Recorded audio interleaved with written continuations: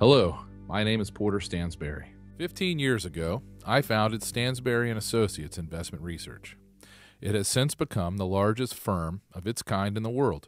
Today, we have more paid subscribers than many of America's most popular newspapers, including Barron's and Investors Business Daily. We specialize in financial research and serve hundreds of thousands of paid subscribers in more than 120 countries. You may know of our firm because of the work we did over the last several years, helping investors avoid the big disasters associated with Wall Street's collapse. We warned people to avoid Fannie Mae and Freddie Mac, Lehman Brothers, General Motors, and dozens of other companies that have since collapsed. We even helped our subscribers find opportunities to profit from these moves by shorting stocks and buying put options.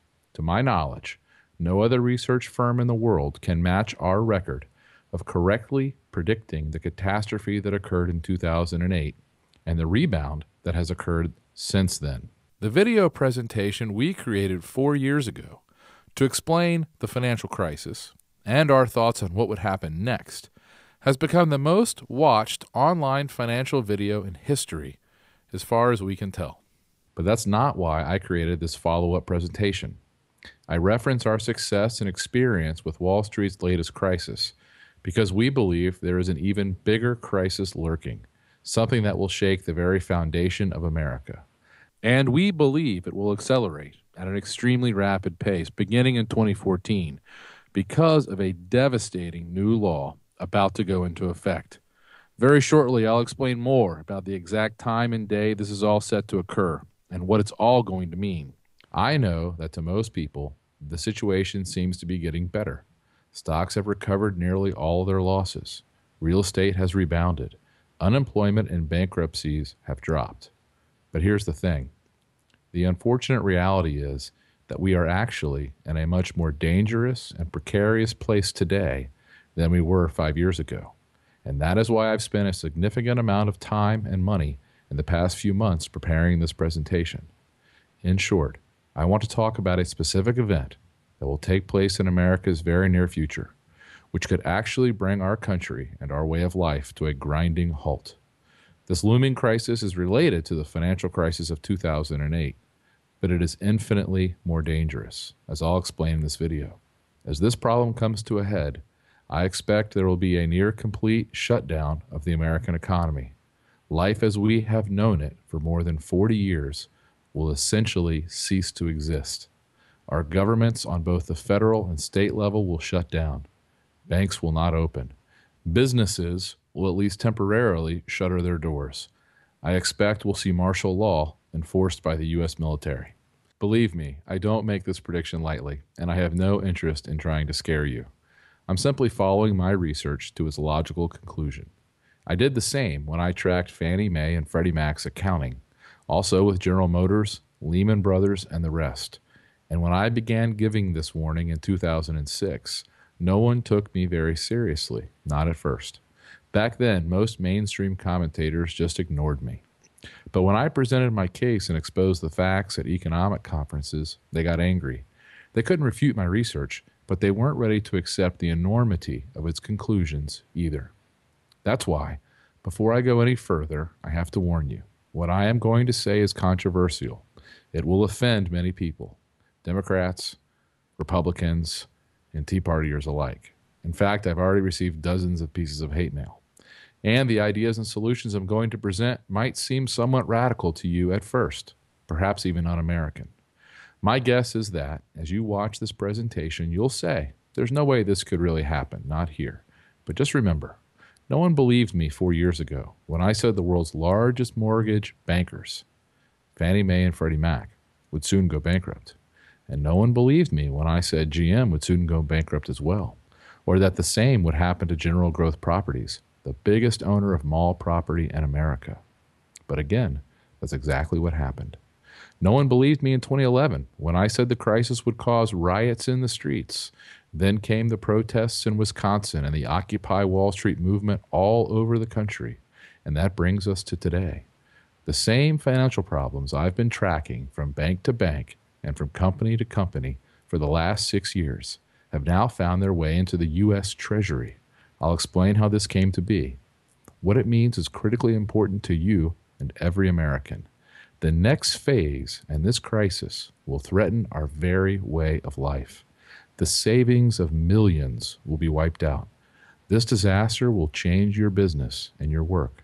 It will dramatically affect your savings accounts, investments, and retirement. It will change everything about your normal way of life, where you vacation, where you send your kids or grandkids to school, how and where you shop, the way you protect your family and home. I'll explain how I know these events are about to happen. You can decide for yourself if I'm full of hot air. As for me, I'm more certain about this looming crisis than I've been about anything else in my life. I am literally afraid for my family's future, and I have taken drastic steps to prepare for what I know must inevitably happen next. I know that debts don't just disappear. I know that bailouts have big consequences. And unlike most of the pundits on TV, I know a lot about finance and accounting. And this is all coming to a head much, much sooner than most Americans think. Of course, the most important part of this situation is not what is happening, but rather what you can do about it. In other words, will you be prepared when the biggest financial crisis in America in more than 50 years hits? Don't worry, I'm not organizing a rally or demonstration, and I've turned down every request to run for political office. Instead, I want to show you exactly what I'm doing personally to protect my family and to even grow my money, and how you can prepare as well. You see, I can tell you with near 100% certainty that most Americans will not know what to do when commodity prices, things like milk, bread, and gasoline, soar. They won't know what to do when banks close and their credit cards stop working, or when they're not allowed to buy gold or foreign currencies, or when food stamps fail or their Social Security checks come to a halt. In short, our way of life in America is about to change, I promise you. In this video, I'll show you exactly what is happening and why it is inevitable. Again, you can challenge every single one of my facts, and you'll find that I'm right about each allegation I make. Then, I hope you will take action for yourself. Will you act now to protect yourself and your family from the catastrophe that's brewing in Washington, D.C.? I hope so. That's why I created this presentation. I'm going to walk you through exactly what I am doing personally and what you can do as well. I can't promise you'll emerge from this crisis completely unharmed, but I guarantee you'll be a lot better off than people who don't follow these simple steps. But I'm getting ahead of myself just a bit. Let me back up and show you, in the simplest terms possible, what is going on, why I am so concerned, and what I believe will happen in the next 12 months. I believe that we as Americans are about to see a major collapse in our national monetary system and our normal way of life. Basically, for many years now, our government has been borrowing so much money, very often using short-term loans, that very soon we will no longer be able to afford even the interest on these loans. Again, I say these things as an expert in accounting and financial research. You may not think things are that bad in the U.S. economy, or that our government spending is not that bad. And I don't want to overwhelm you with numbers, but just consider one simple fact. Every single hour of every single day, the U.S. government spends about $200 million that it doesn't have. Yes, that's every hour of every single day, 24 hours a day, 7 days a week, including Sundays, Christmas, Thanksgiving, Easter, and every other holiday. For a point of reference, consider that in just 2 months, the government borrows more money than the combined annual profits of the 100 biggest publicly traded companies in America. That's absolutely incredible, isn't it? Again, every hour of every single day, we are spending $200 million we don't have. Does that sound sustainable to you? Yet, you'll rarely see this fact reported anywhere else. Or take a look at just one simple chart. This will tell you all you need to know about the likelihood of massive changes in the very near future. This will tell you whether or not things are really normal in America today.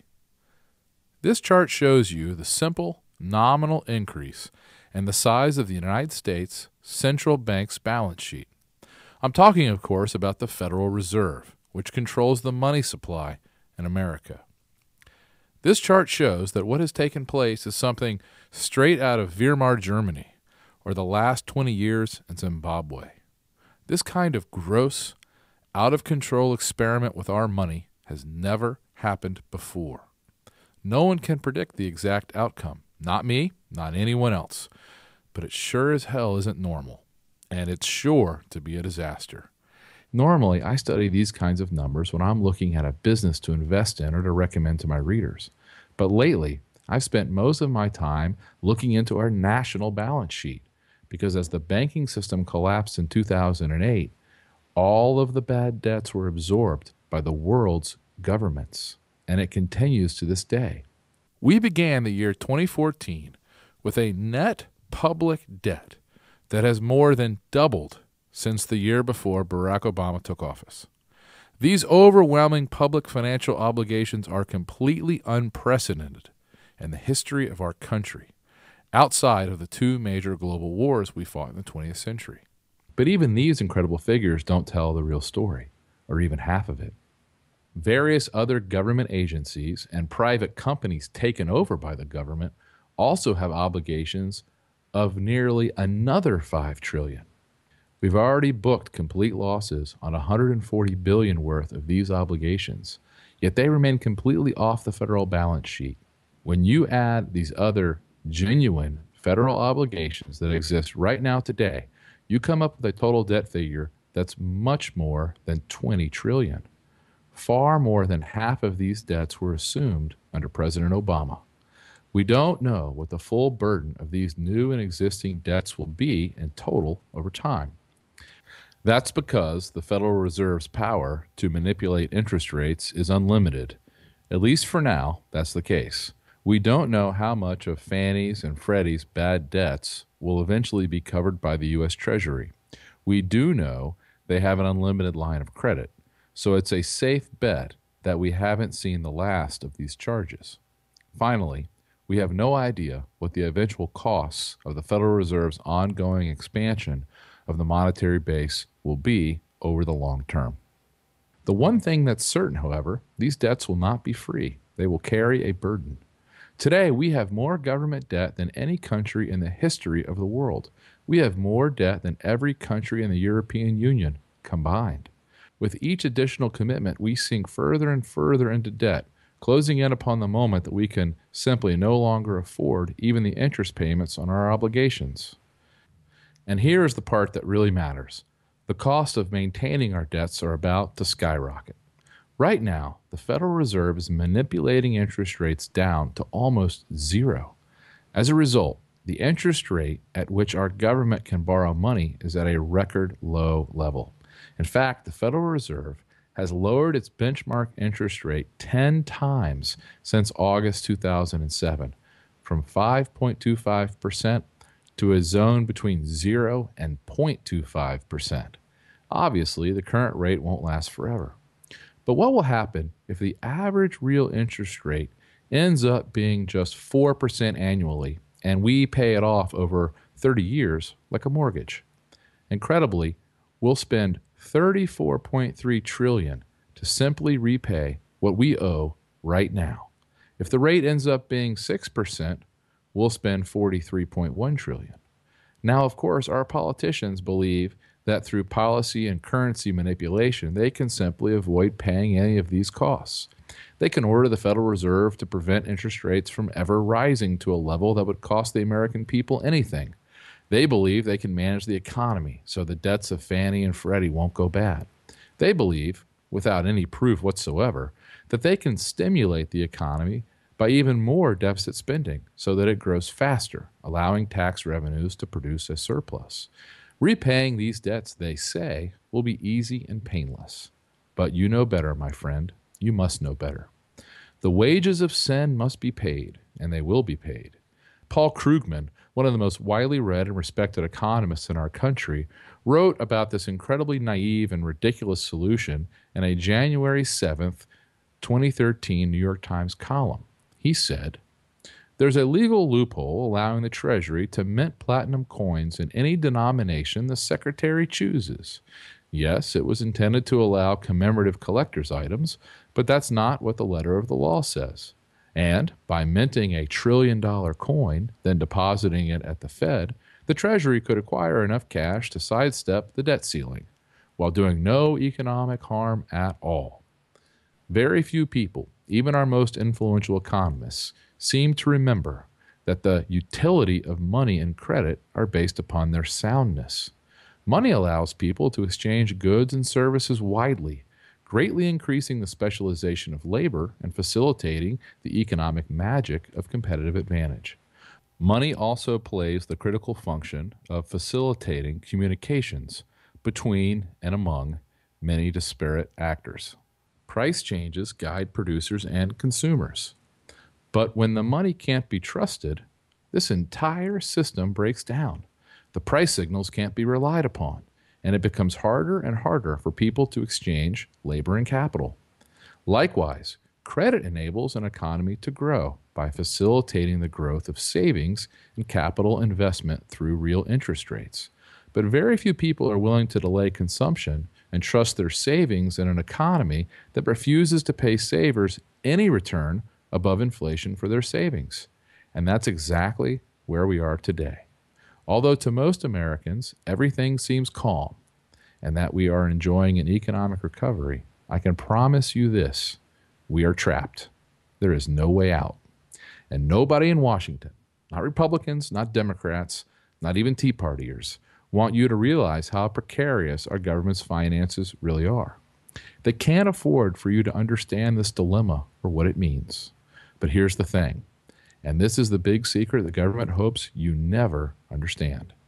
According to even my most conservative calculations, again, using numbers provided by the Congressional Budget Office, a debt default by the U.S. government would be inevitable were it not for one simple anomaly, the one thing that has saved the United States so far. I'm talking about our country's unique ability to simply print more money. You see, the U.S. government has one very important weapon to use in this crisis so far. We are the only debtor in the world who can legally print U.S. dollars. And the U.S. dollar is what's known as the world's reserve currency. The dollar forms the basis of the world's financial system. It is what banks around the world hold in reserve against their loans. Again, that's a secret most politicians don't understand. As things stand right now, the U.S. government can't go broke in any ordinary sense of the word because it can simply print dollars to pay for its bad debts. It's been doing so since March of 2009. That might sound pretty good at first. Since we can always just print more money, what is there to worry about? Well, let me show you why our biggest advantage is about to disappear. You see, as things stand today, America is the only country in the world that doesn't have to pay for its imports in a foreign currency. Here's what I mean. Let's say you're a German and you want to buy oil from Saudi Arabia. You can't just pay for your oil in German marks or the new euro currency because the oil is priced in dollars. So you have to buy dollars first, then buy your oil. And that means the value of the German currency is of great importance to the German government.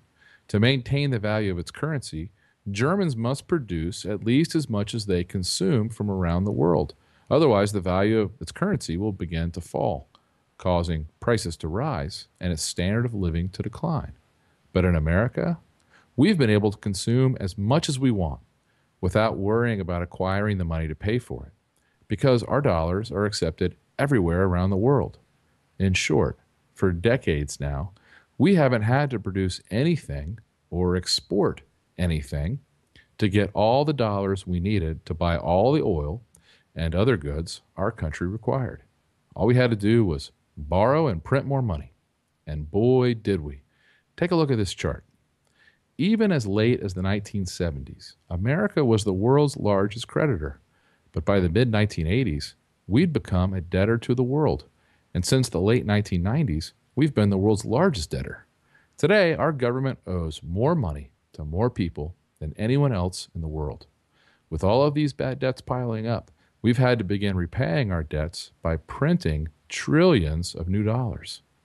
With QE3, the latest round of quantitative easing, the Fed is printing $65 billion a month. That's nearly $1 trillion a year. And now finally, the impact of this is being felt in a big way. As our creditors figure out what's happening, we are beginning to have very, very big problems. I believe our creditors, which include foreign countries and other investors here and abroad, will either completely stop accepting dollars in repayment or greatly discount the value of these new dollars. I'm sure you think that sounds crazy, but as I'll show you, it is already happening. In fact, Zha Shougang, a researcher at the Shanghai Institutes for International Studies, recently said, "The shortcomings of the current international monetary system pose a big threat to China's economy. That's why China is now actively taking steps to phase out the U.S. dollar because of its frustration with the U.S. government's mismanagement of our currency." And how does our government respond? We have the audacity to label China a currency manipulator. Do you see the irony here? As a result of what our government is doing today, I'm confident we will soon see an end of the U.S. dollar standard. In fact, I'm 100% sure of it. It's not a matter of if, but when. And I think it's going to happen much, much sooner than most people think. In fact, I believe that a series of new laws set to go into effect on July 1st, 2014, are going to accelerate this trend in a very dramatic fashion. Even more importantly, these new regulations, set to take place on July 1st, will make it nearly impossible for most Americans to legally protect their savings. So it's imperative that you get the facts, learn what you can do, and take action before that date. And I'm going to get to all of that in just a minute.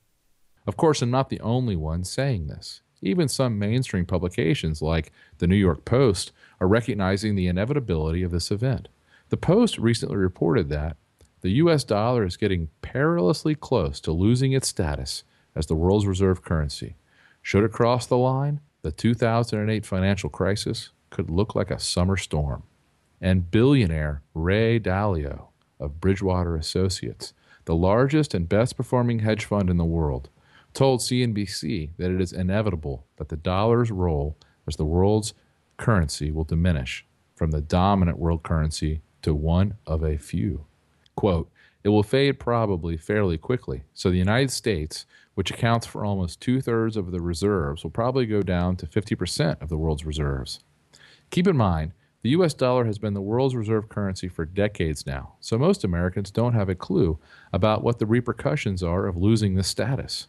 And maybe you think it could never happen, but the truth is, this is exactly what happens when countries get too far in debt or when they consume too much or produce too little. In fact, the same thing happened to Great Britain in the 1970s. Most people don't know this, but Britain's sterling was the reserve currency for most of the world for nearly 200 years, for most of the 18th and 19th centuries. It continued to play this role until after World War II, when America was forced to prop up Britain's economy with foreign aid. Remember the famous Marshall Plan, when we gave billions to help European countries rebuild? Unfortunately, though, Britain pursued a socialist national agenda. The government took over all the major industries. Like Barack Obama, Britain's leaders wanted to spread the wealth around. Pretty soon, the country was flat broke. The final straw for Britain came in 1967, when things got so bad, the Labour Party, the socialists, decided to devalue the British currency by 14% overnight. They believed this would make it easier for people to afford their debts. In reality, what it did was make anyone holding British sterling 14% poorer overnight, and it made everything in Britain much, much more expensive in the coming years. And for the country as a whole, it ushered in one of the worst decades in modern British history. Most Americans don't know about Britain's winter of discontent in the late 1970s, when the government put a freeze on wages. There were continuous strikes in nearly every sector: grave diggers, trash collectors, even hospital workers. Things got so bad at one point that many hospitals were reduced to accepting emergency patients, and mothers giving birth had to bring their own linens. In 1975, inflation in Britain skyrocketed 26.9% in a single year. The government also imposed what was known as the 3-day week in 1974. In short, businesses were limited to using electricity for only 3 specified consecutive days each week, and they were prohibited from working longer hours on those days. Television companies were required to cease broadcasting at 10:30 p.m. to save electricity. Just how bad were things exactly? Well, here's a photo of the garbage that piled up because they didn't have enough money to pay the trash collectors a fair wage. Imagine, Britain was a global superpower for 150 years. But when they started intentionally devaluing their currency, things went straight downhill. It's now obviously clear that the same thing that happened to Britain's sterling when it was the world's reserve currency is now happening to the U.S. dollar. In fact, the exchange value of the U.S. dollar has fallen nearly 20% since mid-2003, according to data from the Federal Reserve itself. As the U.S. dollar continues to lose its position as the world's currency, gas, oil, and other commodities will continue to skyrocket. Almost everything we consume will get dramatically more expensive. All the clothing, furniture, and household goods we import from China. All the food we get from Central and South America. All the electronics, television, computers, and cars we get from Asia and Europe. And when you look back over the past few years, the numbers are startling. This chart shows how much a few key commodities have skyrocketed in price just since the beginning of 2009. And the point here is simple. As we print more money, the price of the world's most essential commodities have soared. This is not a coincidence. Around the world, as we print, prices soar. Citizens protest. Governments get overthrown. And it's only going to get worse. Because here's the important fact you simply must understand about the United States right now. Our government cannot stop printing money because there is no possible way for us to actually afford our existing debts. No one wants you to know this. No one. That's why, despite the obvious inflation going on all around the world, the Fed continues to say there's no inflation at all. And that's the scary part to me. Just like in a third world country, the government is radically devaluing the dollar and simply lying to everyone about what's really happening. Whether you realize it or not, there is already a run on the dollar. Many of our creditors, like the Chinese, are getting out of the dollar as fast as they can via strategic commodities like copper, gold, and oil. That's partly why commodity prices are soaring. Unfortunately, skyrocketing commodity prices are just the beginning. There are other disastrous consequences to the U.S. dollar losing status as the world's currency. For example, as demand for U.S. dollars around the globe decreases, interest rates will skyrocket. Instead of getting a mortgage at today's incredibly low rate of around 3%, it might cost you 8%, or even 10% or 15%. Imagine what that would do to housing prices. Stock prices will likely plummet by at least 40% in a matter of weeks as a result of this event in the currency markets. We had a small taste of this in 2011, but believe me, it's going to get much, much worse from here. As investment banker and best-selling author James Rickards writes in his new book, Currency Wars, if the currency collapses, everything else goes with it. Stocks, bonds, commodities, derivatives, and other investments are all priced in a nation's currency. If you destroy the currency, you destroy all markets and the nation. That's the harsh reality we are facing, and it's what no politician will ever tell you. What's happened over the last few years is that investors are finally wising up to the mess that we are in. This is why countries like Germany are taking nearly all of their gold stored around the world and bringing it back home. They are worried, and they have every right to be. In the financial world, they refer to this as capital flight. And what it means is, when people figure out that their savings in U.S. dollars are in jeopardy, they look for better and safer alternatives. And the really scary thing to me is, the U.S. government is trying to make protecting yourself all but impossible, with a series of new rules set to go into effect July 1st, 2014. I'll get to the specifics in just a minute.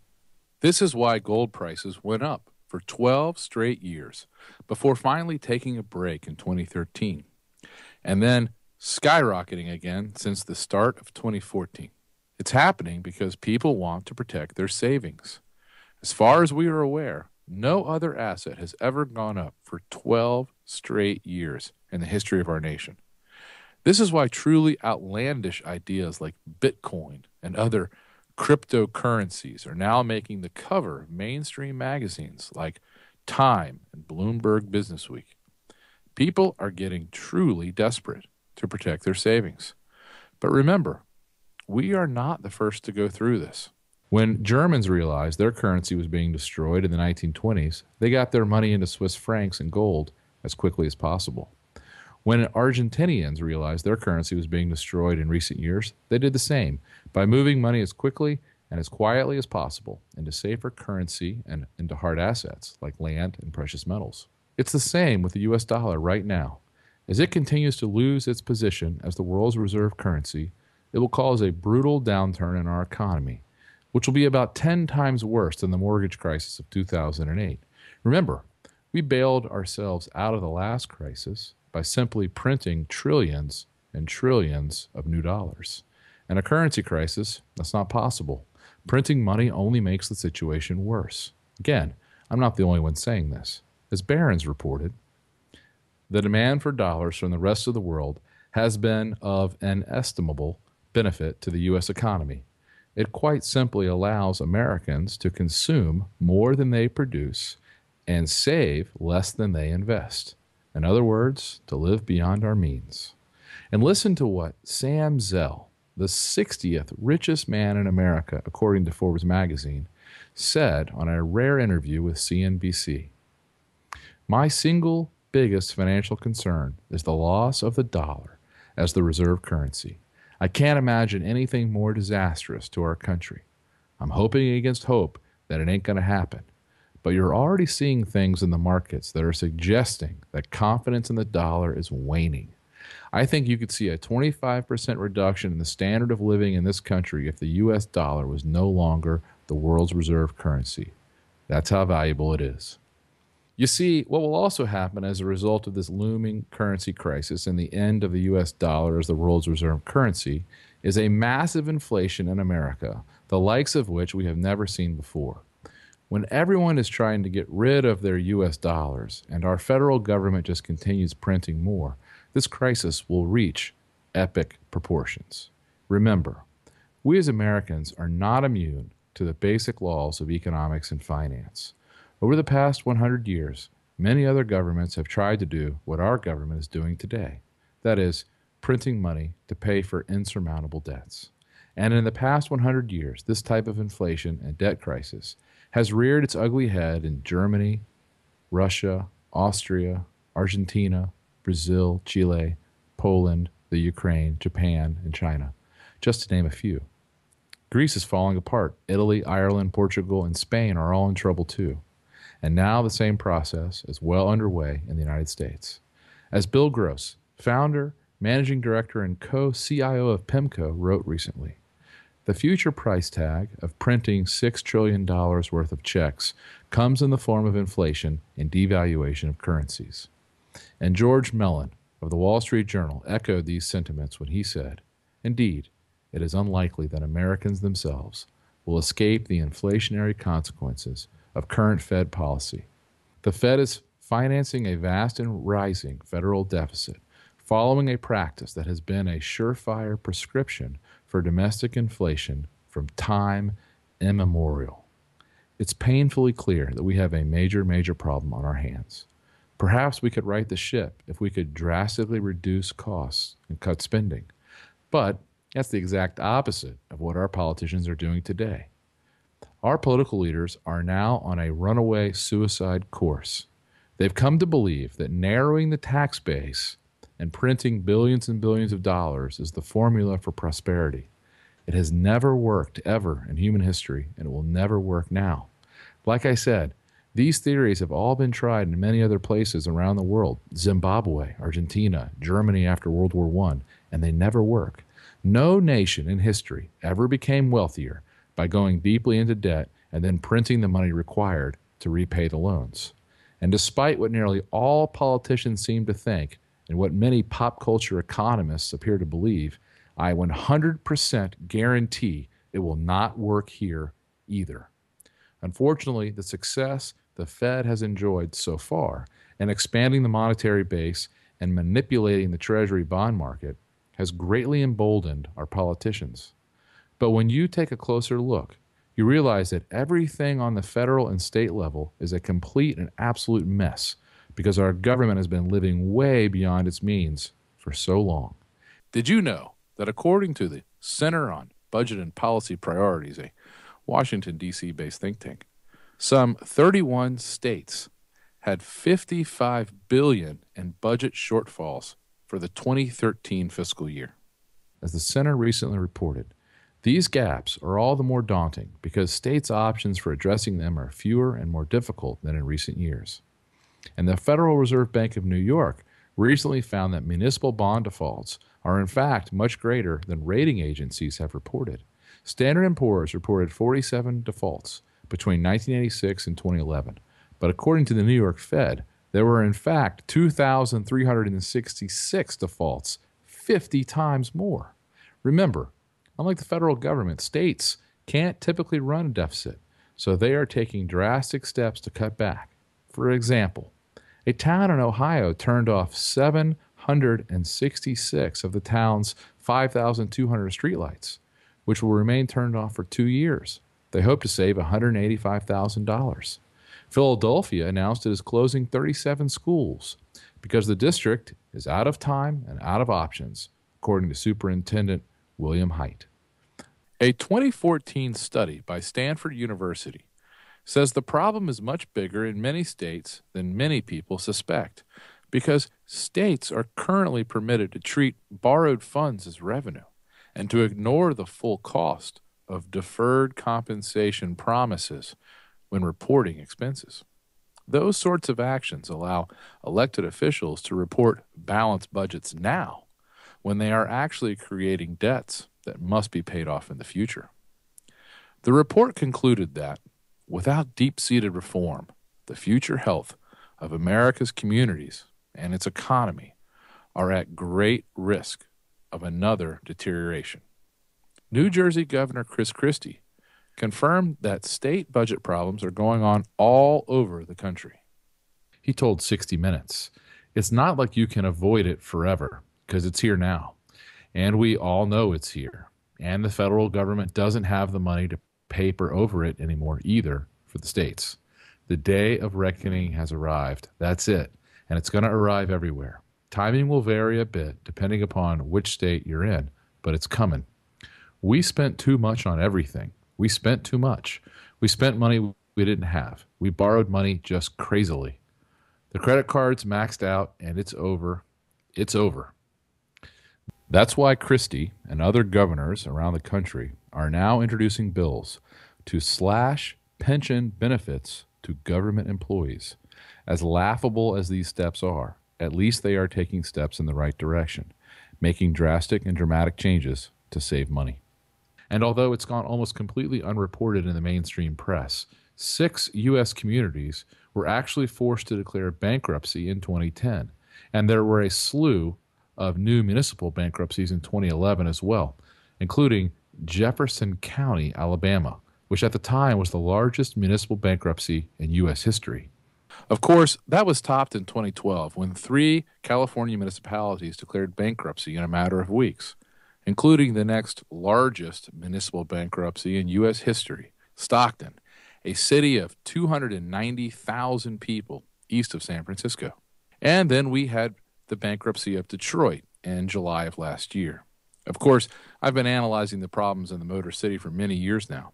In fact, I wrote back in 2009 that, quote, "There is no way to argue that what the government has done to Detroit is anything but a horrendous crime. I knew Detroit was going bankrupt years before it was announced. Just like I knew other big institutions like GM, Fannie Mae and Freddie Mac would all go bankrupt too. It's simply a matter of understanding basic math.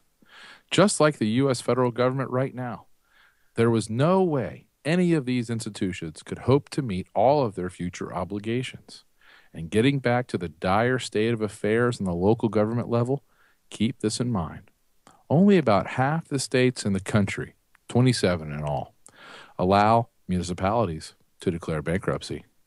If it were allowed everywhere, I'm sure we'd see twice as many bankruptcies as we're seeing today. But for most places where bankruptcy is not allowed, they just keep kicking the can down the road rather than address the real problems. In Baltimore, where my firm's offices are headquartered, the city can't legally declare bankruptcy. But that doesn't mean they aren't essentially bankrupt. An independent audit solicited by the mayor recently shows the city will be $2 billion short of the money they need over the next decade. In other words, as one of the local news stations reported, the city of Baltimore is on a path to financial ruin. And the truly amazing thing is that the U.S. federal government is in even worse shape than the local governments. The only reason we haven't seen the full brunt of this crisis yet on the federal level is because we've just continued to pile on more and more debt. The states can't print money, but the federal government can, at least for now.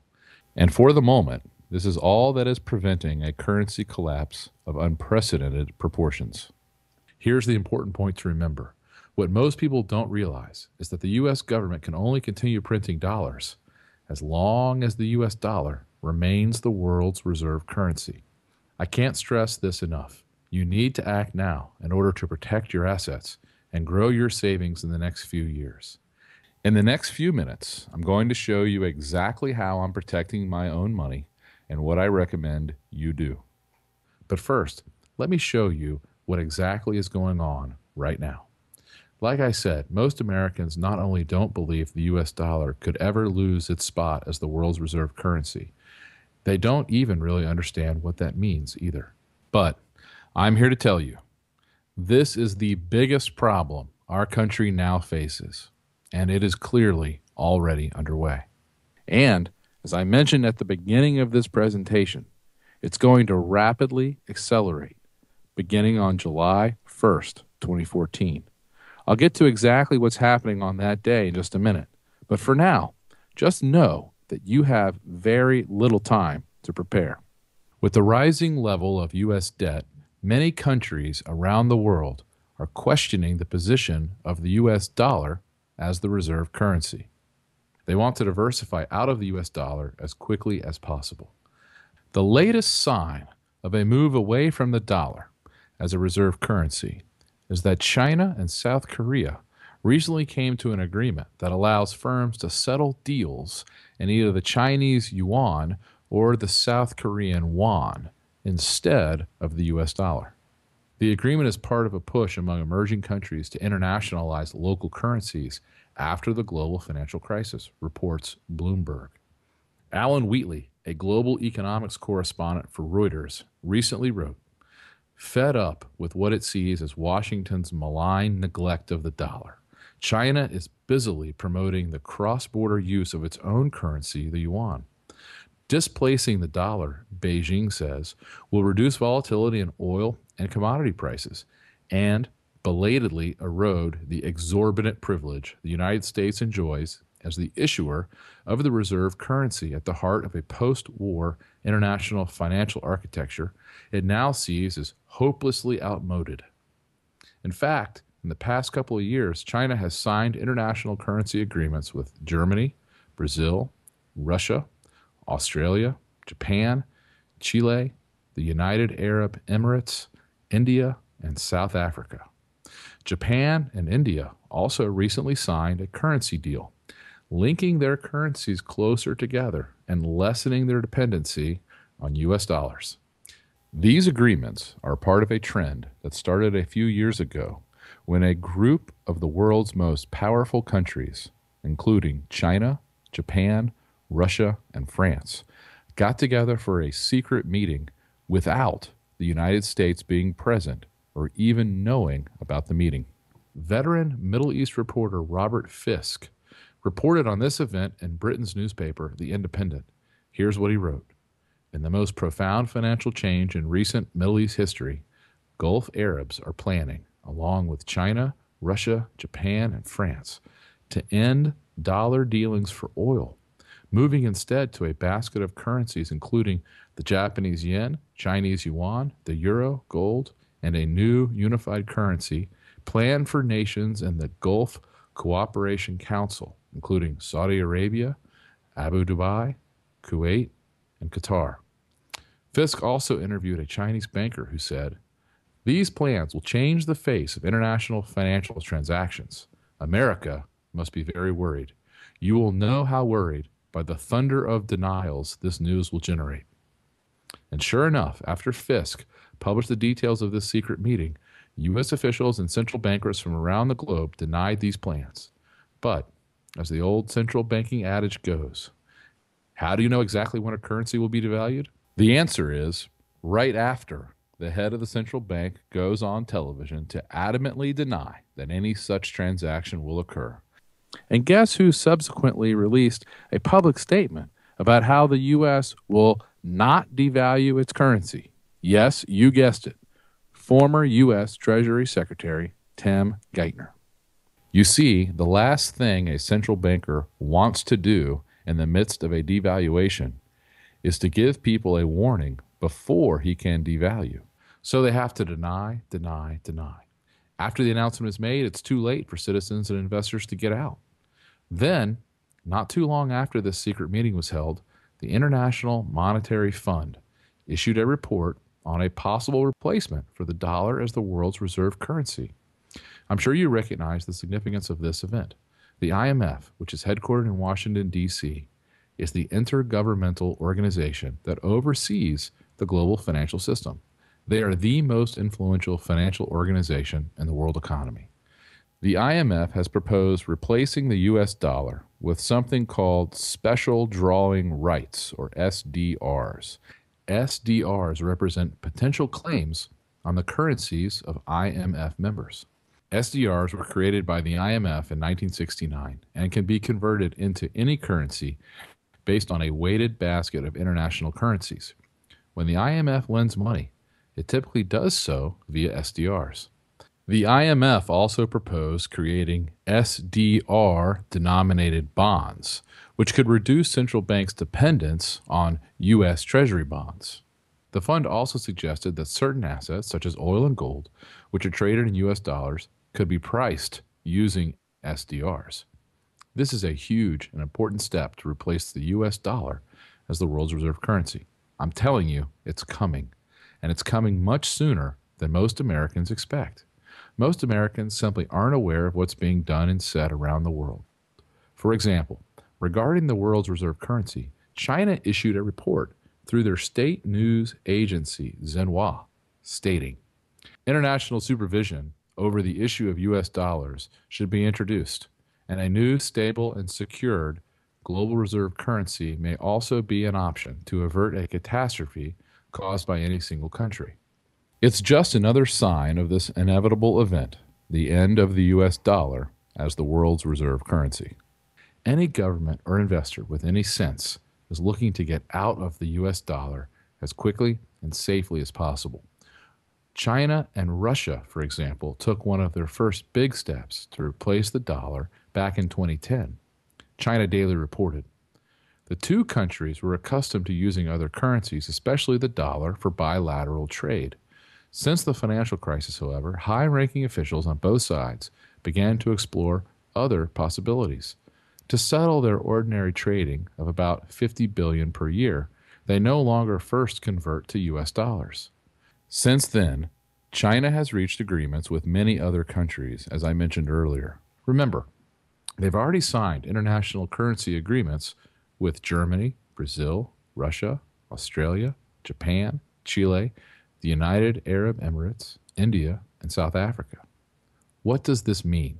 Well, it used to be that China had to obtain dollars to buy gas supplies from, say, Russia, but not anymore.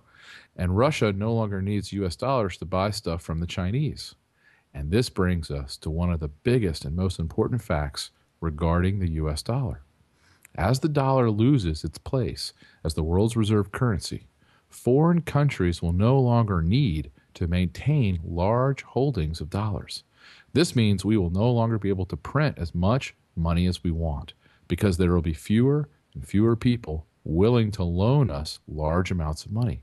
This move between China and other countries around the world would have been unthinkable 10 years ago, but today it's the new reality.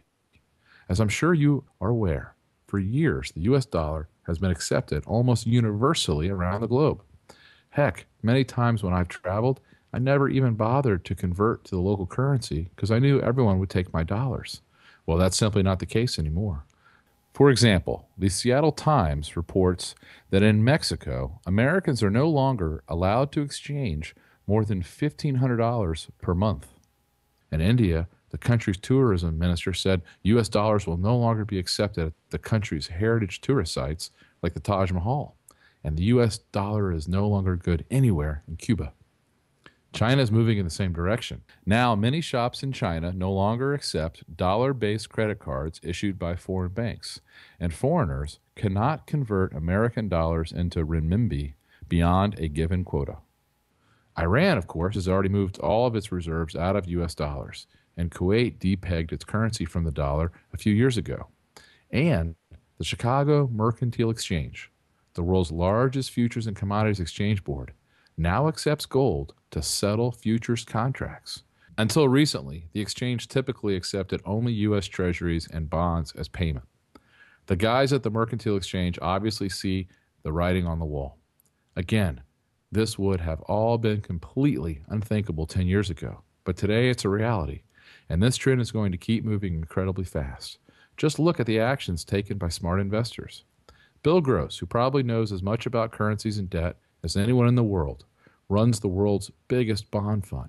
He was quoted by Bloomberg not too long ago saying, "We've told all of our clients that if you only had one idea, one investment, it would be to buy an investment in a non-dollar currency. That should be on top of the list."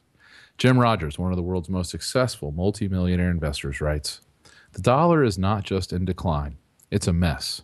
If something isn't done soon, I believe the dollar could lose its status as the world's reserve currency and medium of exchange, something that would lead to a huge decline in the standard of living for U.S. citizens like nothing we've seen in nearly a century." I know, you probably still don't believe we can have a complete currency collapse here in the United States, but think about it. Are we as Americans really immune to the laws of economics and finance? I don't think so, and I'm not the only one saying this. The dollar's days as reserve currency are numbered, reports the Financial Times, and the Wall Street Journal recently ran a headline saying, "Dollar's reign as world's main reserve currency is near an end." I'm sure I don't have to tell you that the Financial Times and the Wall Street Journal are probably two of the most respected financial newspapers in the world. They too see the writing on the wall. It's obvious to anyone who has studied any economic history. In every instance throughout history, when a government has tried to inflate its debts away, it has ended in disaster. Believe me, it will happen here too. As Jim Rogers says, history teaches us that such imprudent monetary and fiscal behavior has always led to economic disaster. This is why World Bank President Robert Zoellick, in a speech at the School for Advanced International Studies at Johns Hopkins University, recently said, "The United States would be mistaken to take for granted the dollar's place as the world's predominant reserve currency. Looking forward, there will increasingly be other options to the dollar. And this is why the International Monetary Fund recently published a paper calling for a new global world currency. This is why big U.S. companies like McDonald's and Caterpillar have begun introducing what are called dim sum bonds. These are securities denominated in the Chinese currency, the renminbi, by non-Chinese borrowers. In other words, two of the biggest and most successful corporations in America realize they would have an easier time raising money by offering their bonds in a currency other than the U.S. dollar. And this pressure to end the U.S. dollar's reign as the world's reserve currency continues to accelerate. In January of this year, Justin Yifu Lin, a former chief economist of the World Bank, told a Brussels-based think tank, "The dominance of the greenback is the root cause of global financial and economic crises. The solution to this is to replace the national currency with a global currency." Do you see where this is all heading? It's no mystery why gold and silver prices have absolutely soared since 2000. Yes, gold and silver have both fallen significantly in 2013. But remember, until this year, gold went up for 12 straight years. Even after the recent pullback, gold is still up 356% since the end of the year 2000. In 2014, both gold and silver have continued their meteoric rise. And remember, this is all a result of capital flight. When people no longer trust a particular currency, they look for better and safer alternatives. Over the past 12 years, gold and silver have been much safer and far more profitable than holding U.S. dollars in the bank. Think about this. Gold prices have gone up for 12 straight years. No other asset in the world, as far as I know, has had a run like this in recent history. And why exactly is gold going up? The number one reason is because savvy investors around the globe realize the U.S. dollar is no longer a safe store of value. The point is, it's not a matter if the U.S. dollar will lose its status as the world's reserve currency. It's a process that is already underway. And if over the next few years you ignore these basic facts, these basic laws of finance and economics, it will simply destroy you. Investors, foreign governments, and large corporations know there are serious problems with the U.S. dollar, so they are fleeing to precious metals, which have historically been very reliable when a country has major currency problems. The good news, at least for those of us who take the time to prepare, is that no matter what happens, I found several ways for you to protect your savings, and you could even make 3 to 5 times your money over the next few years. Just keep in mind, big changes are coming on July 1st, 2014. So you must learn the facts and take action soon. I'll show you exactly what to do in a moment. But first, let me explain why the collapse of the dollar as the world's reserve currency could happen much sooner than most people expect. Let me show you the real state of the U.S. economy. I know many of my friends, colleagues, and family members are still in serious denial about a major currency crisis in the United States. But this is natural. In the world of psychology, they call this the normalcy bias. You see, the normalcy bias actually refers to our natural reactions when facing a crisis. The normalcy bias causes smart people to underestimate the possibility of a disaster and its effects. In short, people believe that since something has never happened before, it never will. We are all guilty of it. It's just human nature. The normalcy bias also makes people unable to deal with a disaster once it has occurred. Basically, people have a really hard time preparing for and dealing with something they have never experienced before.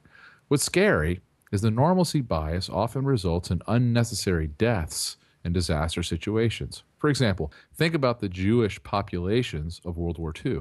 As Barton Biggs reports in his book, Wealth, War, and Wisdom, by the end of 1935, 100,000 Jews had left Germany, but 450,000 still remained. Wealthy Jewish families kept thinking and hoping that the worst was over. Many of the German Jews, brilliant and cultured and cosmopolitan as they were too complacent. They had been in Germany so long and were so well established, they simply couldn't believe there was going to be a crisis that would endanger them. They were too comfortable. They believed the Nazis' anti-Semitism was an episodic event and that Hitler's bark was worse than his bite. They reacted sluggishly to the rise of Hitler for completely understandable but tragically erroneous reasons. Events moved much faster than they could imagine. This is one of the most tragic examples of the devastating effects of the normalcy bias the world has ever seen. Just think about what was going on at the time. Jews were arrested, beaten, taxed, robbed, and jailed for no reason other than the fact they practiced a particular religion.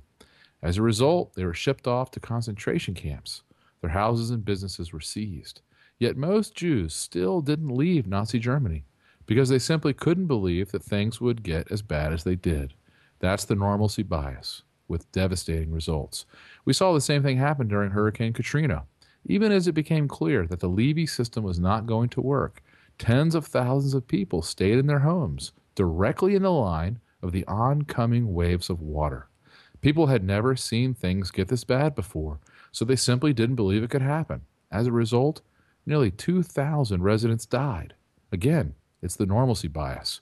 We simply refuse to see the evidence that's right in front of our face because it is unlike anything we have experienced before. The normalcy bias kicks in, and we continue to go about our lives as if nothing is unusual or out of the ordinary. Well, we're seeing the same thing happen in the United States right now during this currency crisis. We have been the world's most powerful country for nearly 100 years. The U.S. dollar has reigned supreme as the world's reserve currency for more than 50 years. Most of us in America simply cannot fathom these things changing. But I promise you, things are changing, and faster than most people realize. For a moment, just look at a tiny fraction of the evidence around us. 1/6 of population now on food stamps. Did you know there are now more than 47 million Americans on food stamps? Those numbers are up 65% since 2008, and that translates to roughly 1 in 6 Americans, according to the Washington Post. And in some towns like Woonsocket, Rhode Island, 1/3 of the population is on food stamps. Can a country really be in good shape when 1 out of every 6 citizens can't even afford to buy food? Or how about this? 43% of American families are essentially broke. According to a recent article on MSN Money, about 43% of American families spend more than they earn each year. Look at this chart. It's unbelievable. Americans hold $13.1 trillion in household debt. And of those households carrying debt, the average credit card balance is a whopping $15,270 as of January 2014. It's no wonder we're all in debt. The U.S. Census Bureau says the median household income in America is actually 9% lower today than it was in 1999, 15 years ago. So how in the world can we possibly spend our way out of the current crisis? We certainly can't do it with savings or increased earnings. The only answer is to print more money, which will hasten the fall of the U.S. dollar as the world's reserve currency. And that brings me to the mystery of disappearing jobs. There's simply no one better at bending statistics than the U.S. government. Take the unemployment rate, for example. Back in the 1930s, anyone without a job but not retired was considered unemployed. Today, however, the government calculates unemployment mainly by counting the number of people receiving unemployment benefits. So when unemployment benefits expire, people are no longer counted, and the unemployment rate actually falls. Ridiculous, I know. And how about this? Every month, 14 million Americans get a disability check from the government. In some states, like West Virginia, nearly 10% of the entire working age population is on disability. In some rural counties, like Hale County, Alabama, 25% of the working age population gets a disability check. Of course, because these folks aren't officially in the job market, they don't count in the government's official unemployment numbers. In other words, the reality is the true unemployment rate is much, much higher than what the government is reporting. In fact, even a news site as mainstream as CNBC says the figures may be misleading and could be more like 13.1% of the population as of January 2014. But to me, the really disturbing figure is not the manipulated unemployment rate, but rather a different statistic. The percentage of working age, able-bodied people who are actually participating in the workforce. Economists call this the labor force participation rate, and this number has continued to plummet in America. In other words, more and more people are just giving up, no longer looking for work, but relying on the government or other handouts. Take a look at this chart. If you don't believe me, look at the facts. Not too long ago, American Airlines announced it was hiring 1,500 new flight attendants, jobs that pay an average of $23,000 per year. 20,000 applicants responded, so many that Americans stopped taking resumes after 8 days. A Forbes article near the end of last year described the amazing scenes at Walmart hiring centers. When a new Walmart opens with 300 or so jobs, many paying less than $12 an hour. It's typical to have more than 10,000 job applicants. The point is, our country is not growing jobs because the government is making it harder and harder for businesses to thrive. And with current regulations in place, our country will never experience the type of growth necessary to dig our government out of the hole they've put themselves in.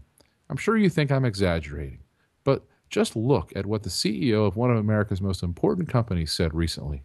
Intel CEO Paul Otellini said in a speech, "I can tell you definitively that it cost $1 billion more per factory for me to build, equip, and operate a semiconductor manufacturing facility in the United States."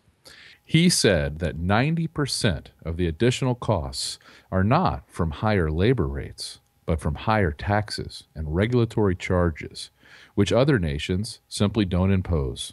Cypress Semiconductor CEO T.J. Rogers agreed that the problem is not higher U.S. wages, but anti-business laws.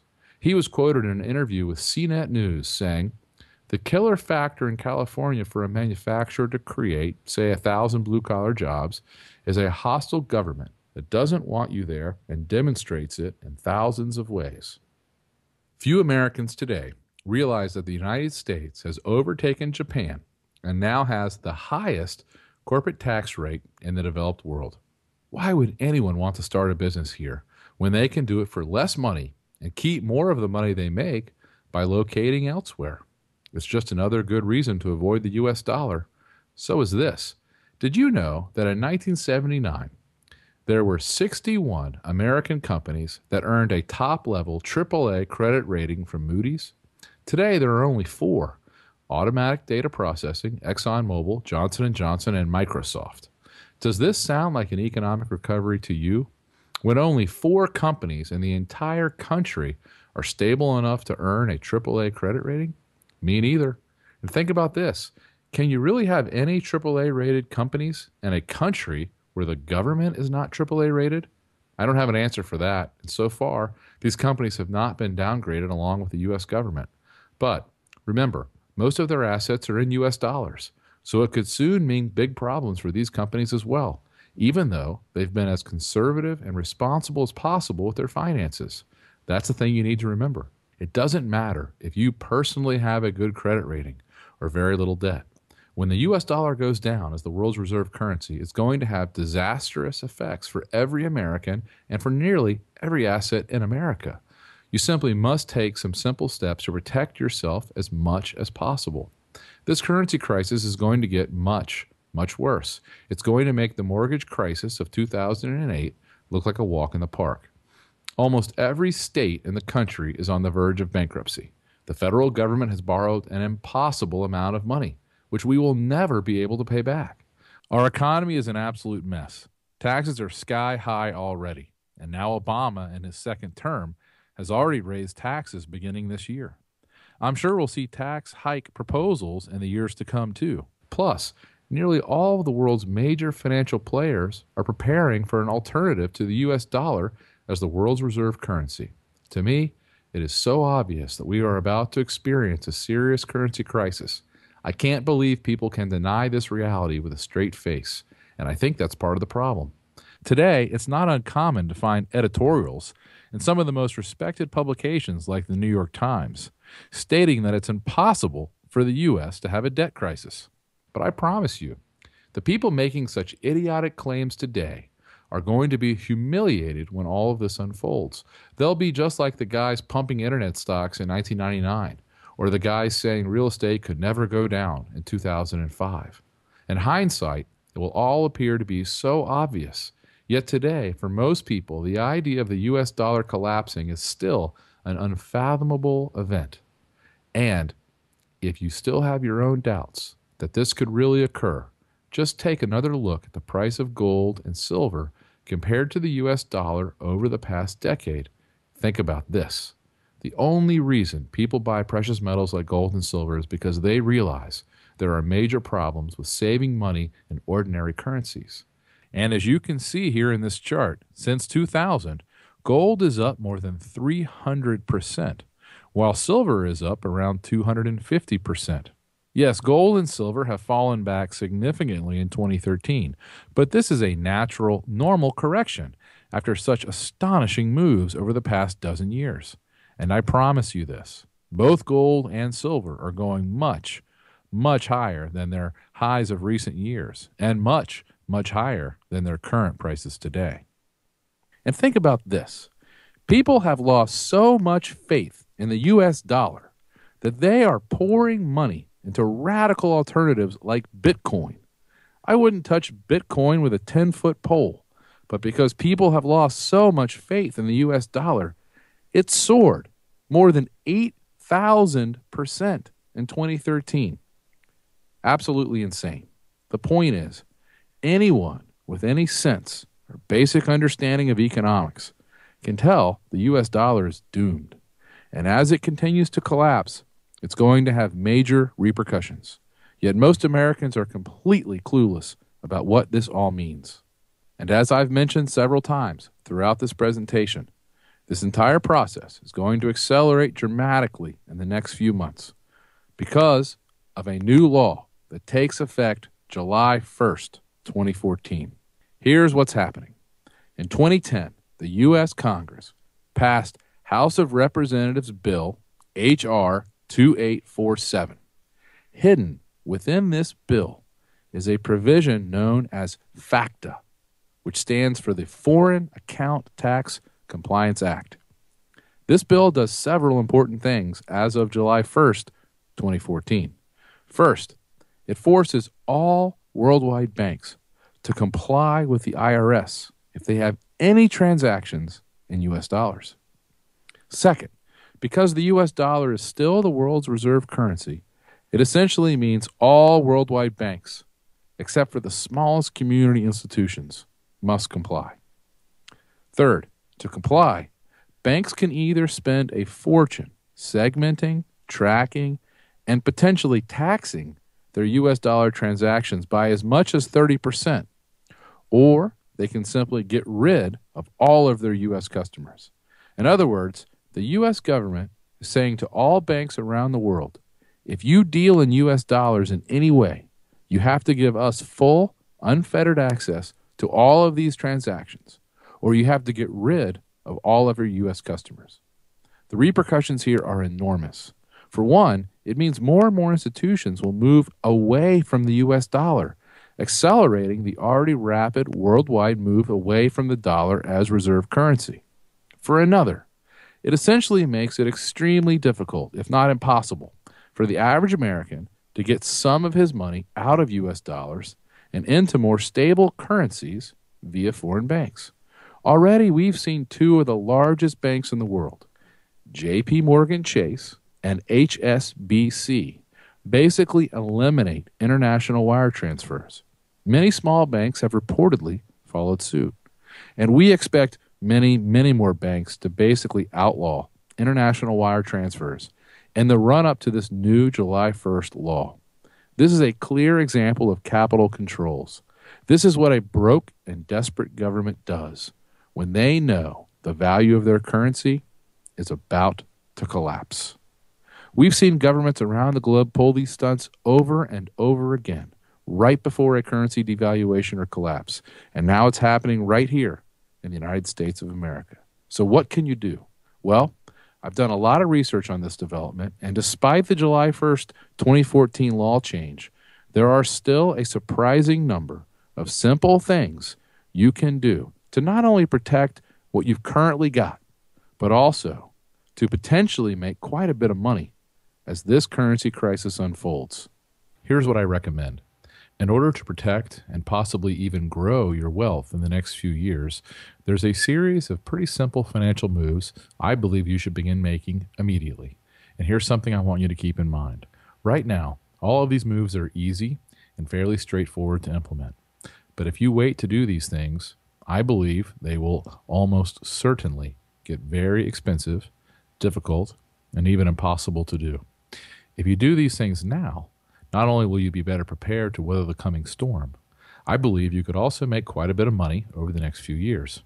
And if I'm wrong about this whole thing, if we don't have a currency crisis at all in the next few years, well, that's the best part. I think you'll still make very good gains. Even if all we get out of this crisis is mild inflation, you will still be set up to do very, very well. So here are the specific steps you should take. Step number 1, get some of your money beyond the reach of the U.S. government. It's perfectly legal and a lot easier than you think. I know you probably don't believe me when I tell you that the U.S. government is going to implement policies to save itself, which are unimaginable right now. But remember, desperate governments will do very desperate things. That's why they outlawed the ownership of gold 80 years ago. And that's why they are already talking about nationalizing automatic 401k and retirement plans. That's why the government is making it harder and harder to open foreign bank accounts. More on this in a minute. Or to move your money overseas without paying outrageous taxes. That is why the International Monetary Fund published a report in October 2013 examining all of the options for broke and indebted governments. One of their recommendations is a wealth tax on anyone with positive net worth. In other words, anyone with any savings. The IMF says the government could simply put a 10% tax on everything of significant value that you own, including bank accounts. The study concludes, the appeal is that such a tax, if it is implemented before avoidance is possible, and there is a belief that it will never be repeated, does not distort behavior and may be seen by some as fair. There have been illustrious supporters. The conditions for success are strong. As I've repeatedly said, desperate governments do desperate things. And all of these desperate moves are coming very soon, right here in America. In fact, they're already underway. The good news is I recently met with a man who is considered one of the top asset protection attorneys in America. In short, I learned that there are 4 simple investments you can make right now, which you do not have to report to the U.S. government. Don't get me wrong. When and if you ever sell these things years down the road, you are still required to pay taxes on your gains. But the great thing is, while you are holding these investments, so long as you play by the rules, neither you nor anyone else is required to report them to the government. And this benefit should be obvious. The less the government knows about where you have your money, the better. They will simply have a very hard time taking what they don't know you have. I am personally putting a fairly significant portion of my portfolio into one of these assets, and I plan to hold it for a long time. No matter what happens, I know I'll have a significant amount of money that is beyond the government's grasp. I'm not going to tell you exactly what I'm doing here in this video, but I will explain everything in full detail in my new report called The 4 Investment Assets You Do Not Have to Report to the U.S. Government, and I will gladly give you access to a copy free of charge. In addition to explaining how I'm protecting my own money, I'll show you 3 other places you can put your money, which you legally do not have to report to the U.S. government. Of course, normally it would cost you thousands of dollars to meet with my asset protection attorney and to take advantage of his best strategies. But I'll reveal everything you need to know to get started in this report. Plus, I'd like to send you information on step number 2, how to acquire the world's safest assets, which are likely to perform best during this period. What I'm talking about here is buying as much gold and silver as you can reasonably afford. I know gold has had a huge run, jumping more than 300% in the past decade. And after 12 years of going straight up, gold finally had a correction last year. This is completely normal, but it's soaring again in 2014. And if you haven't bought gold yet or haven't bought enough to protect yourself, I strongly recommend you do it soon. Believe me, when the U.S. dollar loses its status as the world's reserve currency, this early run and the current correction are going to be mere afterthoughts. I will be surprised if gold does not reach $5,000 an ounce or $6,000 an ounce in the next few years. The smartest money managers in the world, people like George Soros, David Einhorn, and John Paulson, have all recently taken huge positions in gold.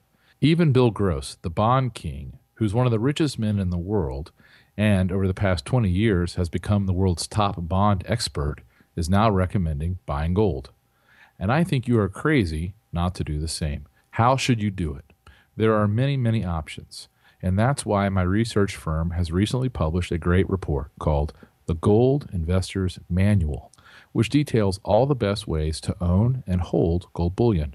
In this report, we reveal dozens of secrets about the gold industry, specifically the best ways to buy, sell, and store your gold. It explains why some gold coins are better than others, how to buy gold with zero dealer markup, how to easily and safely store some of your gold overseas very cheaply, where to hide it, and so much more. This book is valued at $24. I'd like to give you instant access to a copy totally free of charge. And what about silver? Well, I believe silver will serve a unique role during this currency crisis. Let me explain. For most of recorded history, the price of gold has been around 16 times the price of silver. This ratio, the so-called silver ratio, has fluctuated from time to time based on silver discoveries and attempts by governments to regulate the silver-to-gold ratio. But in a free market where demand for silver as money exists, I'd expect the natural supply and demand balance to lead to a silver price around 1/16th the price of gold. It's not, of course. Today, silver is selling for more than 50 times the price of gold. What explains the difference between hundreds of years of history and today? Why is silver still so cheap relative to gold? When silver is demonetized, as it is now, meaning it's not being used for money, but just for industrial purposes, supplies soar as people sell silver for gold and other currencies.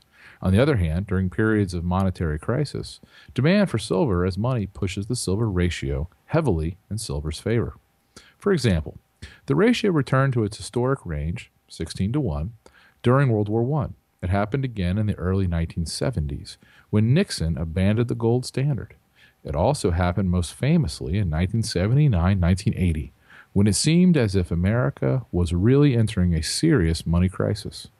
I believe the gold-to-silver ratio will get much closer to 16-1 in the next few years. As a result, silver owners will make a heck of a lot of money. As the dollar fails, silver will once again be in demand as money.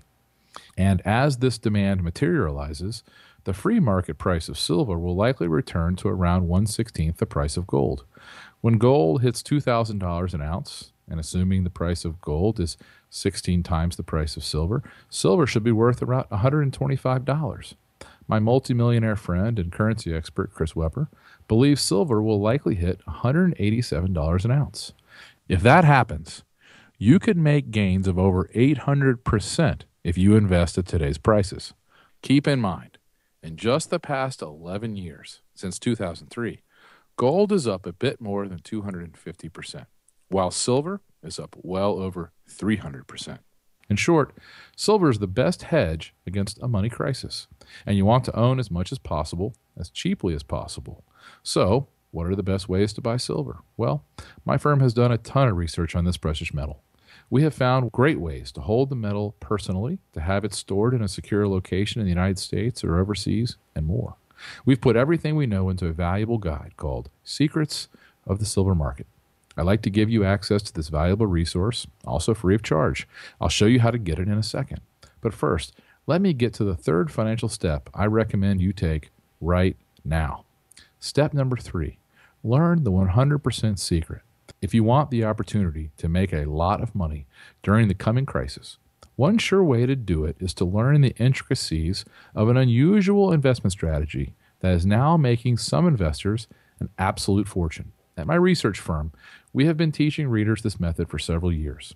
And get this, you don't have to buy a single stock to begin using this strategy, and it has nothing to do with shorting.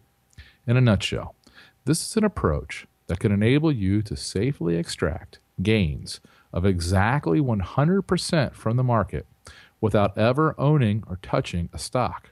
Keep in mind, the strategy can play out in two very different ways. Though you'll always be able to keep the initial cash you extract from the market, there is a chance you'll be required to purchase the underlying stock at a price less favorable than its current market value. So please understand, there is risk involved with this strategy, and it probably won't be right for everyone. But this can be such a sound market strategy, especially in times of financial uncertainty, that once you learn how it works, you might decide to never invest the old-fashioned way again.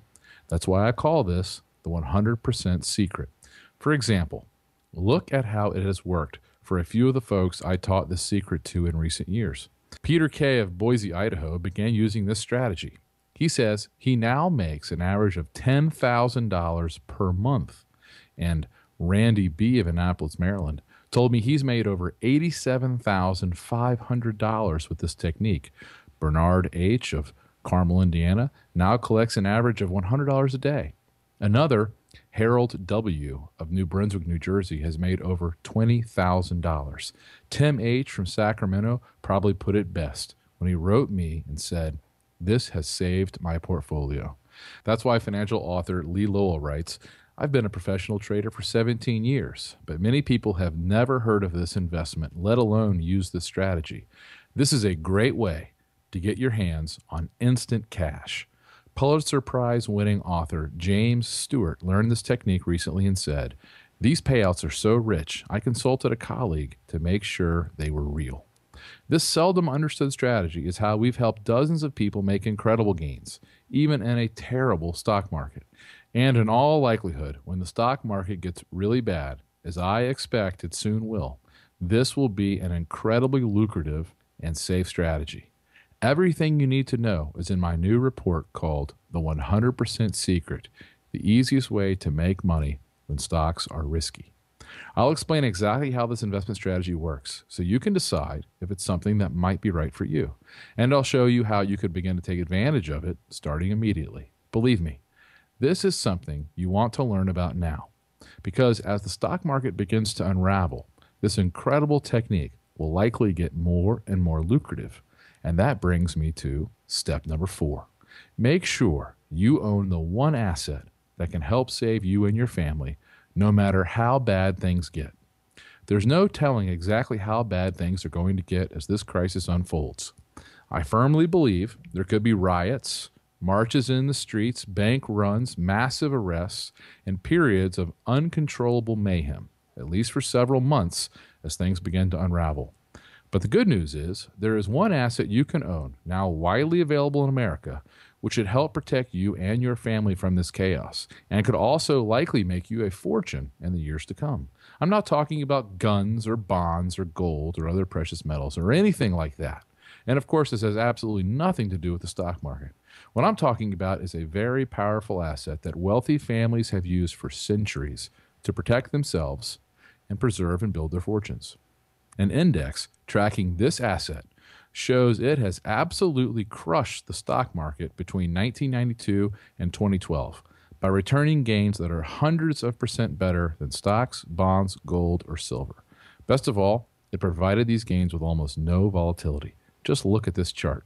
See how that blue line goes straight up without any hiccups? The late multimillionaire investor Barton Biggs wrote that this type of asset throughout history protected both your wealth and your life. During World War II, for example, when millions of families lost their entire life savings through inflation or government seizure, this was the one asset that enabled some families to protect, preserve, and grow their money. What the average American doesn't realize is that many of the richest people in the United States have a significant ownership stake in this asset. The Walton family of Walmart fame, Bill Gates, Ted Turner, the Hilton family, Charles Schwab, Microsoft billionaire Paul Allen, the Hunt family of Texas oil fame, the Hearst family, the Ford family, and more. As I mentioned, you can easily make this investment today here in America. Probably less than 1% of the population owns it today, but it is readily available and fairly inexpensive. I've written up all the details on everything you need to know. My full report is called The World's Most Valuable Asset in a Time of Crisis. There are several ways to make this investment. I'll show you what they are. Like I said, this has nothing to do with stocks, bonds, precious metals, guns, medicine, or anything like that. Yet it could save your family and make you very wealthy in the coming years. As my multimillionaire friend Doug Casey says, it's the one thing you should own in the years to come. I don't want to say any more about it than that here in this presentation. The truth is, the fewer people who know about this investment secret, the better. So how can you begin taking these simple steps right away? Well, my company, Stansberry & Associates Investment Research, is a financial research firm. We have a staff of about 150 people, and our main objective is to find safe and profitable investment ideas that you are not likely to hear about anywhere else. Since we started this business 15 years ago, we have helped a lot of people make a lot of money. Harold T. from Montana wrote recently to say, "My IRA has gone from a low of $315,000 to the present high of $952,000. I can only thank you for changing my life so much." Dan K. from San Diego also contacted us recently to say, "Since joining, my portfolio has grown by several $100,000. I look forward to a long and prosperous relationship." We even got an interesting note recently from a reader named Ulysses Reuter, who says he's been making a small killing, enough to buy a nice-sized boat and a house in Mexico. Here's the photo he sent. Mr. Reuter added, "We took delivery of her 3 weeks ago and are cruising the Bahamas. In October, we will take her through the Panama Canal over to the Pacific side, since I just bought a home in Mexico." Then there was the nice note from Mitchell D. from Ithaca, New York. He said, "I was working long hours with overtime to make a living when I joined you. The excellent results have allowed me to retire early. Believe me, nothing makes me feel better than receiving notes like these. But I have to tell you, right now, I am really worried that a lot of our subscribers and many, many hardworking Americans are going to get caught totally by surprise when this crisis escalates." People have watched the stock market rebound to higher levels than we saw before the last financial crisis. They've watched real estate prices jump back up, and they mistakenly think the worst is behind us, when in reality, all that's been done is to pile on more debt. We've basically papered over our debt problems with more debt. Can you imagine if your family was in debt and you decided to solve the problem by simply borrowing more and more money? We all know that would be a disaster for a family, yet many supposedly smart people think it could actually work for a country. The sad truth is, it can work only as long as the rest of the world is willing to accumulate more and more U.S. dollars, and only as long as the U.S. dollar remains the world's reserve currency. As we've seen on both counts, those days are very quickly coming to an end. Even with all that has happened in recent times, the downgrade of the U.S. government by Standard & Poor's, the spike in gold and silver prices, the calls for a new world currency, many Americans still aren't taking the steps necessary to prepare themselves. These folks are going to be in for a very rude awakening. I sincerely hope you're not one of them. That's why I created this presentation. And that's why I like to send you the full details on exactly how I believe this is all going to unfold, and exactly how to protect yourself and even prosper during these once-in-a-lifetime events. Remember, the government is not going to save you. Think about this. If the government couldn't rescue one small city after a natural disaster in New Orleans, how is it going to save all of us when the entire country is in a crisis? You can either let things happen to you, or you can take a few simple steps and take charge of your family's fate. You know, it's funny. When we began writing about the looming collapse of the bond market and the risk to the U.S. dollar, a lot of people called us right-wing nut jobs or gold bugs. But that was when silver was trading for less than $12, and when gold was well under $1,000. That was before food prices soared. It was before the Fed began to print trillions of new dollars every year, and before Standard & Poor's downgraded our country's credit rating. That was before one of the biggest and most historically significant cities in the country, Detroit, went bankrupt, before they saw that even doubling taxes wouldn't end our annual deficit, and before Barack Obama essentially doubled our net public debt, before our government decided to print $65 billion each month to buy up our own debt. We knew all of these things were going to happen, even though it was hard to believe our own conclusions. And we know all of these problems are going to get worse, much, much worse. The fact is, we can't afford our debts. We can't stop printing money. And as a result, we're going to see a massive dollar crisis. The only question is, what will it take for you to recognize the crisis for what it is? How high will gold have to go? How many banks will have to be seized by the FDIC? How high will oil have to soar, or food prices, or foreign currencies? When will you finally realize there is a problem? I hope you will act now. When the coming currency crisis hits a critical state, it will happen very, very quickly. If our government suddenly finds itself unable to sell bonds at a reasonable price, the U.S. dollar will collapse and become near worthless overnight. It's sad, but most people, even smart and successful people, will do nothing. They will continue to assume tomorrow is going to be pretty much the same as today. Mark my words. As this currency crisis snowballs, these people are going to get wiped out. Please don't let that happen to you and your family. You can give my research a look and receive everything I've mentioned here at absolutely no risk or obligation. Simply let me know you'd like to take a trial subscription to my monthly newsletter, Stansberry's Investment Advisory, and I will immediately give you access to Research Report Number 1, the 4 investment assets you do not have to report to the U.S. government. Research Report Number 2, the Gold Investor's Manual. Research Report Number 3, Secrets of the Silver Market. Research Report Number 4, the 100% secret, the easiest way to make money in a risky stock market. Research Report Number 5, the world's most valuable asset in a time of crisis. Also, on the second Friday of each month, I'll send you my monthly newsletter, Stansberry's Investment Advisory. I'll keep you up to date on exactly what's going on regarding this financial crisis. And I'll show you some unusual and incredible ways to make money now as the currency collapse continues to unfold. We have found some great ways to make a fortune as the government continues to try to bail out one failing industry after another. I'll also keep you up to date on what I'm doing to protect myself. I'll make sure you stay abreast of changes to the laws and government interventions. And every day the markets are open, I'll send you my paid subscribers only email called the Stansberry & Associates Digest. In short, I report on all the work my firm is doing, the most interesting investment ideas, what we're researching now, and what we expect to happen in the months to come. So how much does my work cost, and how can you get started?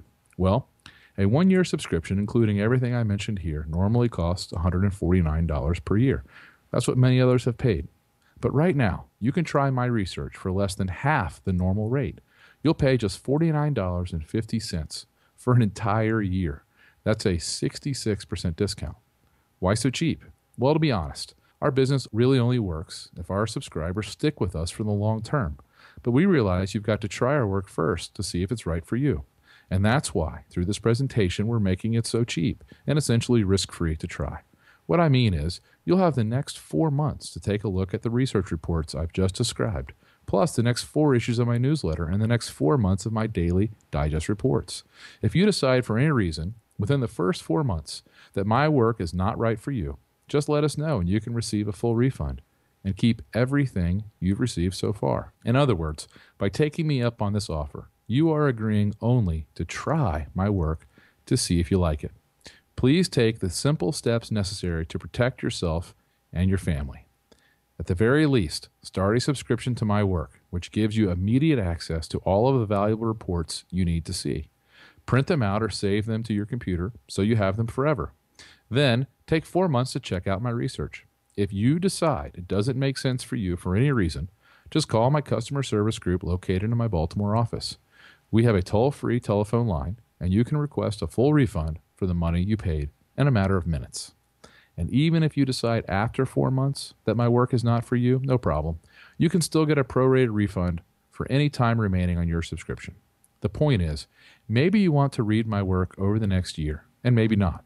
But at the very least, take advantage of this free trial so you can understand what's going on and how to protect yourself. I hope you'll take the simple next step and read the reports my team and I have spent an incredible amount of time and money preparing. I know in my heart it will be one of the best financial moves you ever make, and I want you to remember one important point. All of the steps I am recommending are simple, cheap, and easy, at least for now. But as you certainly know from your own experience, storm insurance and provisions get much more expensive and even impossible to buy as a storm approaches. Think about what happens every time there's a hurricane or snowstorm. As the storm nears, it becomes impossible to buy batteries, water, or a generator anywhere within 150 miles of where the storm is likely to hit. Well, it's the same with safeguarding your money today. Remember, there's a huge change in the laws coming July 1st of this year. You don't have much time to act before these new laws take effect. Few people are thinking about these financial moves today, so they are still simple and easy to execute. But as the coming financial storm nears and more people clamor to save themselves, these moves will become extremely expensive and even impossible to make. You want to take action now. Because the thing to remember about a currency collapse is that it happens gradually, and then very suddenly. Americans and foreign investors are clearly losing faith in the U.S. dollar. Over the past few years, it has been a progressive and steady decline. But when the final collapse occurs, there will be no announcement. There will be no warning. It will be devastating and swift. Whether you decide to read my research or not, please do the smart and prudent thing. Take the necessary actions now to protect yourself and your family. To get started, simply click on the Subscribe Now link below, which will take you to a secure order form. Your order will be processed immediately, and you'll have access to all of my work in a matter of minutes. One more thing you might want to know. As I mentioned earlier, we have hundreds of thousands of customers all across the globe. We have grown to be the biggest research organization of our kind in the world, and we have an A+ rating with the leading online reputation management website. You can't reach an A+ status without lots and lots of happy customers. Plus, we have earned something else no rating agency can ever bestow. To date, we have had more than 35,000 subscribers from around the globe tell us they like our work so much they want to receive it for life, the rest of their lives. In my mind, this is the absolute strongest endorsement we can ever receive because it comes directly from the people who know us best, our customers. Of course, I'm not asking you to make any big commitment. All I want you to do is take a few minutes to sign up for a no-risk trial subscription. Take an immediate look at all the research reports I've described. All this information is yours to keep, whether you choose to continue reading my work or not. You're not risking even a penny to check everything out. Get started now by clicking the Subscribe Now link below. This will take you to a secure order form where you'll have the chance to review everything before submitting your order. Thank you for watching.